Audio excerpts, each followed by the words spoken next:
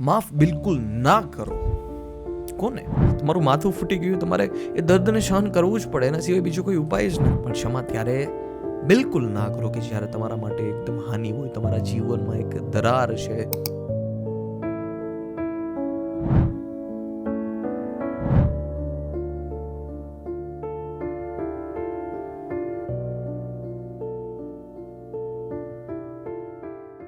નમસ્કાર દોસ્તો, મારું નામ છે ફાલ્ગુન ડાબી. તમે બધા જ લોકો જોઈ રહ્યા છો ફાલ્ગુન ડાબી ઓફિશિયલ યુટ્યુબ ચેનલ. અને આજના વિડીયોમાં તમારા બધા જ લોકોનું હાર્દિક સ્વાગત કરું છું. માફ બિલકુલ ના કરો.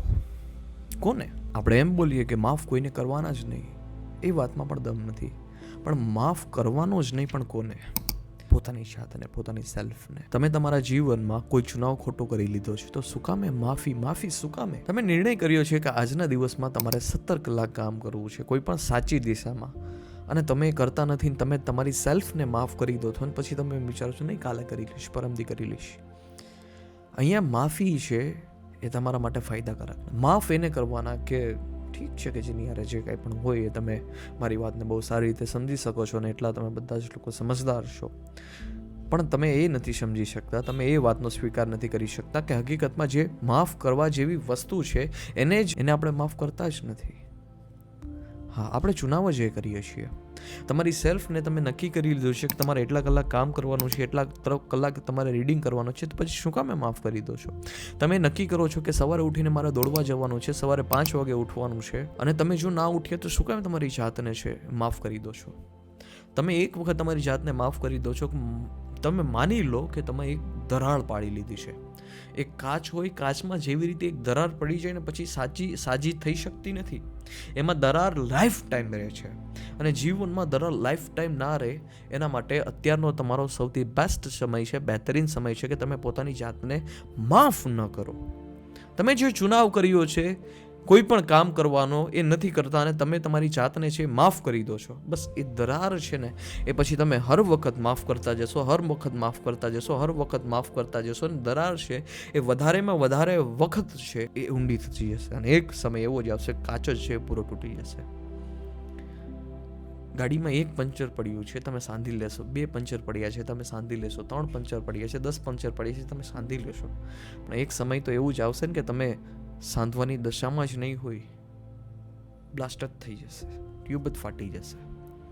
આવું જીવનમાં ના થાય, એટલા માટે તમારી જાતને તમે માફી છે બહુ મસ્ત અને જબરદસ્ત શબ્દ છે. તમે એનાથી રિલેક્સ પણ થઈ શકો છો.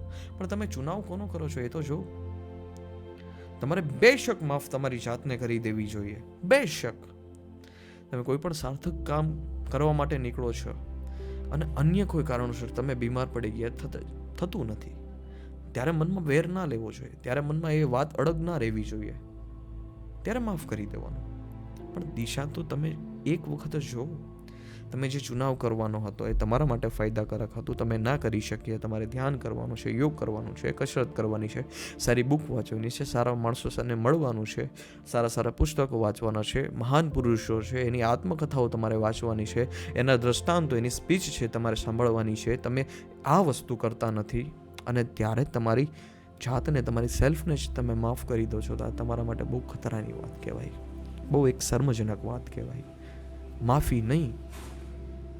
તમે ગુલામ નથી, તમે મુક્ત છો, તમે સ્વતંત્રતા છો. તમે સ્વતંત્ર છો એનો મતલબ એમ કે તમે કાંઈ પણ કરી શકો નહીં. અને આજ તમે એમ વિચારતા હોય કે તમે સ્વતંત્ર છો, તમે કાંઈ પણ કરી શકો, તમે એક રાજાની માફક જીવન જીવી રહ્યા હોય, તમે કાંઈ પણ કરી શકો, તમે જે કાંઈ પણ નિર્ણય હોય એ સાચા હોય, તો આ તમારો ખોટો અભિગમ છે, તમારો ખોટો અહંકાર છે. નહીં, આ વસ્તુ સત્ય નથી. તમે મુક્ત છો એનો મતલબ એવો નથી કે તમે દુનિયામાં કાંઈ પણ કરી શકો, કોઈને પણ ફડાકા મારી શકો, કોઈને પણ લાત મારી શકો. નહીં. ક્ષમા કરો જ્યાં યોગ્ય હોય ત્યાં. ચુનાવનો સ્વીકાર સત્ય તરફ ત્યારે કરો કે તમારા માટે જ્યારે શ્રેષ્ઠ હોય. ક્ષમા ત્યારે જ કરો કે જ્યારે તમારા માટે શ્રેષ્ઠ હોય.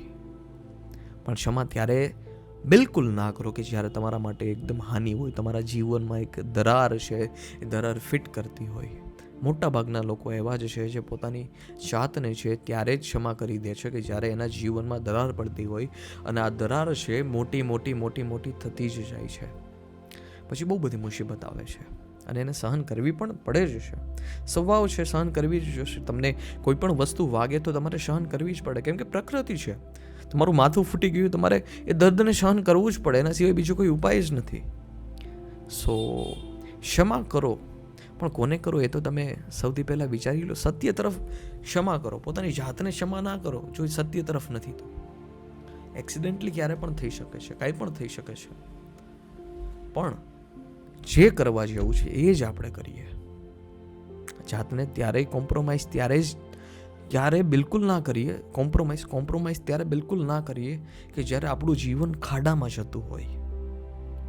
આના માટે તમારી જાત સાથે એક પોઝિટિવિટી જોશે, એક સ્વતંત્રતા જોશે, એક સત્ય જોશે. તમારું એક બળવાન મન જોશે કે જે નિર્ણય કરી શકે કે શું સાચું છે અને શું ખોટું છે.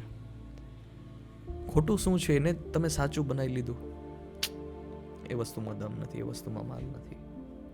Choice is your.